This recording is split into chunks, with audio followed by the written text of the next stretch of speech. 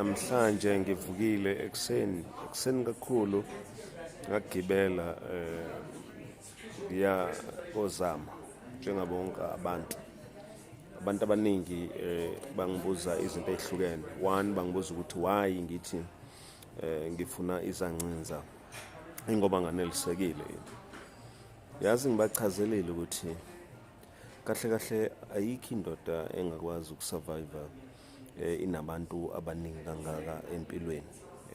So meaning ukukhuluma the expression yokuthi ngifuna Izancinza ayisho necessarily ukuthi ngizoba nalezo zancinza, kodwa nje ngizama ukunikeza into ethi mawuyindoda honest kuqala from a 10 ufuna unkosikazi oyedwa noma ufuna ababili, ufuna uphumelo bani.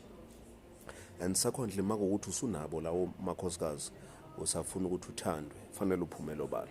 Basically lokho engikwenzile, not necessary ukuthi ngizoba nalezo zancinza ezu-16 engikhulume ngazo. I'm simply teaching people ukuthi let us be honest with our aspirations, with our desires, because ingozi yokuthi ngifihle ukuthi kungenzeka empilweni yami kube nabantu engisafisa ukuthi bangithande babe khona, and abantu abanjani labo engithi fanele babe sempilweni yami ngithandana nabo. Ngoba uma ngingakwenzi lokho, nina ngiyofana nomuntu oshenye into enza enye into which is not right. Ngiyazidinga yini Izancinza?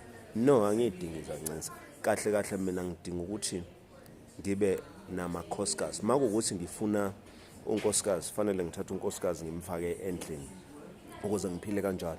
Kodwa guess what, angikwazi ukuba nonkosikazi ngingazange ngithandane naye. One of the things engiyishilo nengikholelwa kuzona ukuthi uma ngizothatha unkosikazi, preferable lo nkosikazi fanele kube unkosikazi osayithwele noma onengane yami ukuze ngikwazi ukumthatha.